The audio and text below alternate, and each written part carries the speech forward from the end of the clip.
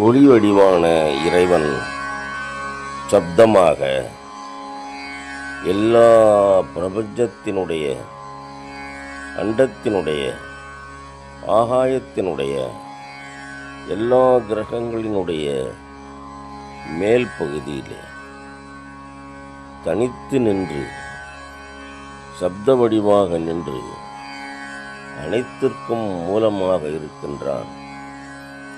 இறைவனுடைய திருக்கருணையை நாம் பெற வேண்டி அந்த சப்தலோகத்தில், அதாவது ஒலி மண்டலத்தில் நாம் சேர வேண்டிய வழி நாம் இசைப்பது ஒன்றே. பாடினாலும் ஆடினாலும் இறைவனுடைய திருக்கருணையானது கிடைக்கும். அது அவனுடைய ஆட்டம். பூதங்கள் தோறும் நின்றாயனில் அல்லால் போக்கிலன் வரவிலன் என நினைப்புலவோர் கீதங்கள் பாடுதல் ஆடுதல் அல்லால் கேட்டறியோ முன்னை கண்டறிவாரே.